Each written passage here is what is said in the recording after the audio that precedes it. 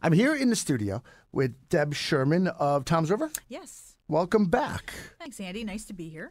It is nice to have you back. Unfortunately, though, Yes. I wish you were back for better circumstances. Right. But I appreciate you do coming in and telling your story.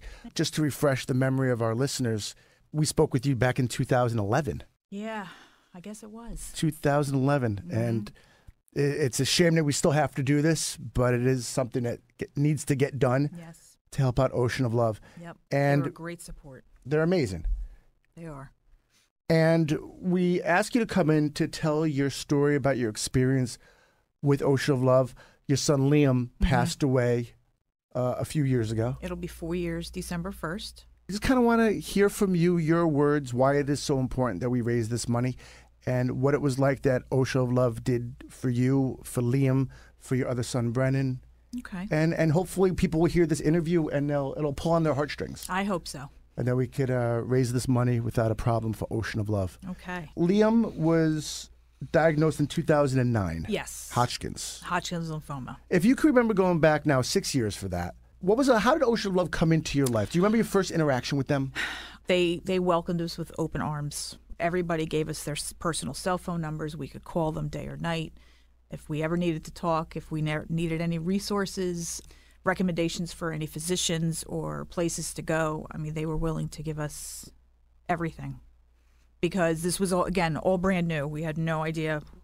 We heard of cancer, but we never thought it would happen to us. And Hodgkin's lymphoma, we had no idea what that was. And so this was a brand new thing coming at us, and they were wonderful as far as getting us set up and talking to us and being a support that way. Liam was 18, so he wasn't a kid. He wasn't a kid, so he was obviously aware of everything going on. Mm-hmm. Do you remember what it was like for him with Ocean of Love? Because he's kind of just thrown into this. He was. Yeah. He after the initial shock of it all, once he got wind of how much attention this was going to be placed on him, he always had a smile on his face. They loved him in the office. He would go in between treatment days just to sit there and hang out with them during the day because those were people that understood what he was going through.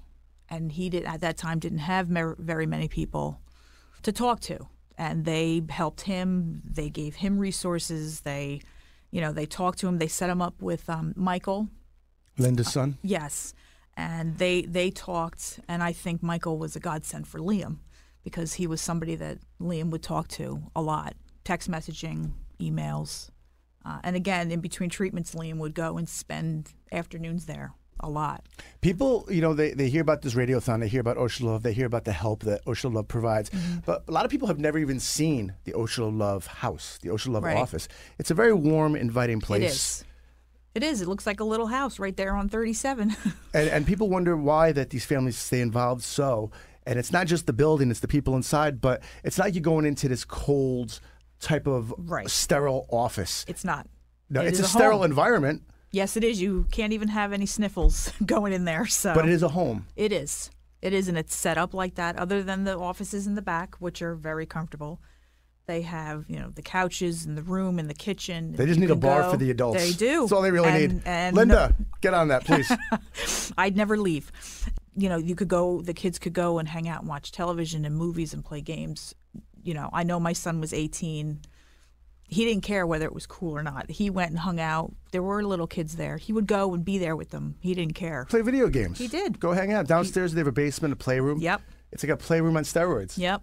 He was our little clown. So, and he had a great attitude, which is amazing, based on what he was going through at the time. We're talking with Deb Sherman, who lost her son Liam back in 2011, December 1st. Right. He's 20 years old. Do you remember what some of the things that Ocean of Love provided for you and your family when Liam was going through treatment? They did. I do. The cost of going back and forth to the hospitals, the time off from work, just things like that. For my experience, taking time off meant I didn't get paid. So less money in our paychecks meant less going to our household bills. And Oceans of Love would step in and give us money to a gas bill or an electric bill. They even helped us out with a mortgage payment one month. They gave us like ShopRite or Stop and Shop gift cards to go food shopping.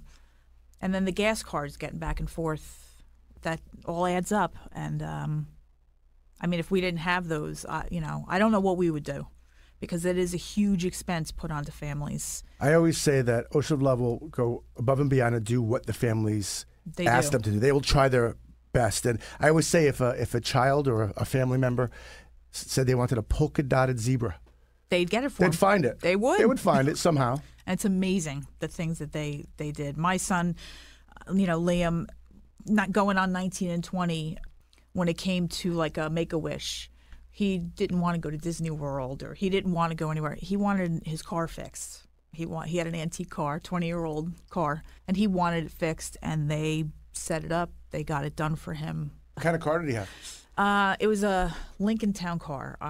Whoa. And it was huge. It was a boat. And he, bright red with a white top, and he drove around town like who he thought he was. There you go. So Liam's pimping it out in Tom's River. He was riding around in his whip. So now you're still involved with Ocean of Love because you're here today to tell your story, and obviously it means that much. I am. Obviously they have bereavement groups. They do. Support groups. Yes. Do you still stay active with those? I go every month. My husband tries to come when he can. He works up in the city, so it's a little hard for him, but I go every month. What do you get out of being still active with Ocean of Love? Just knowing that our family's not alone, and that it becomes a new normal when a family member passes. But knowing that you have families that you can talk to and people that you can confide in, they know exactly what you're going through. Are you there for other families who are going through this for the first time now? We are. I used to be that family that would come in, my husband and myself, and did nothing but cry. Didn't talk for the first few months. And anytime I tried to, I would cry. And now I find myself, I know it's going to be 4 years where I can get through the group without crying. And somebody new will come in, and I find it easier to talk with them and share my experience and our story in hopes that it'll help them see that there is a light at the end of the tunnel, and that the grief that they're feeling, as bad as it is, will get better. I never thought I'd get there. I never thought I could make it through this interview, but you're doing great. Thank you. I just hope that this helps other families. What would you tell these people listening of why it's so important that we raise this money of $105,700?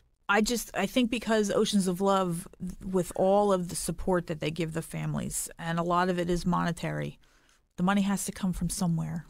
If we didn't have these people donating things, money and gifts for auctions and stuff like that, I mean, Oceans of Love wouldn't be here to offer that to other families.